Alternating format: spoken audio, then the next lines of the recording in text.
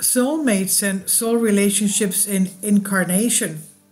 I remember once at a gathering, oh, quite a long time ago, we had newly married couples with maybe young infants, and I asked them how they knew that the person that they had met would be their spouse. And most of them said that it was the first time they saw each other, that they recognized each other. That's also my younger son, when he first met his wife, he told his best friend that he just met the wife, the girl he's going to marry. It's very strange, isn't it? Now, some people are destined to find their soulmates in this life. They believe that a relationship with a person who is their soulmate will be easy, romantic, magical, and balanced. Many also believe that they only have one perfect match who is also their soulmate.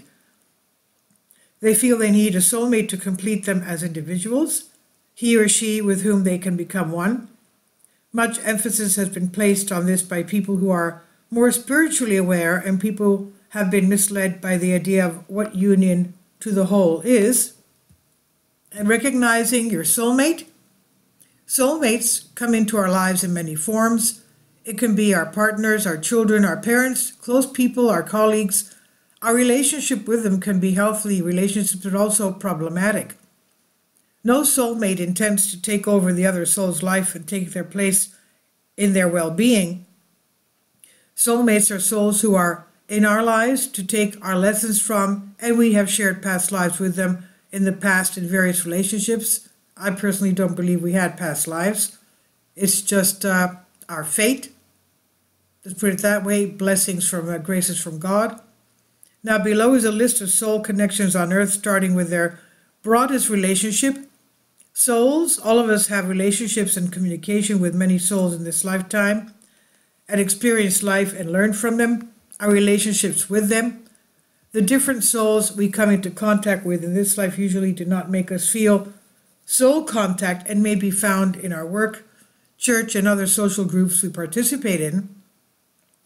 Soulmates.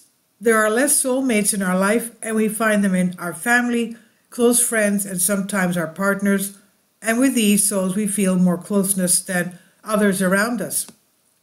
Twin souls. They are our most revealing relationships and are much rarer to meet in our lives.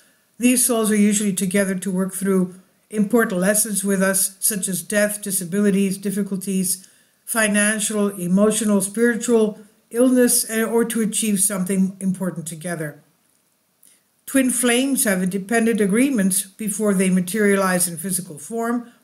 Your soul has a twin soul agreement, and this is done with only one twin flame in each incarnation. Two soulmates agree to come together for a specific period of time to teach each other very specific lessons, and usually twin flames share a number of incarnations in variety of relationships with each other until the contract and integration comes to an end and the twin flames relationship dissolves. Two souls that perfectly complement each other are souls that share similar personality traits in perfect balance. Every soul has 1 to 2 perfect soulmates in the entire universe, and finding that perfect soulmate is almost impossible. It's not impossible. Nothing's impossible for Christ, obviously. Now, perfectly complementary souls rarely come to earth together, and only when they have a huge task to do, which has required their total coordination to complete a service based on humanitarian purpose, can they be found together. Perfectly complementary souls will have absolute union or separation, and there is no in between. Their relationship will either be very good or absolutely bad. Two halves of a whole is the highest connection of independent souls that can be found on earth, and is even rarer to encounter on earth than complementary souls. The risk with the two halves in absolute union is that being together, it is so pleasant and complete that often one is absorbed by the other, and together they accomplish very little despite all their constant cooperation, which is activated by the presence of one and of the other in this relationship.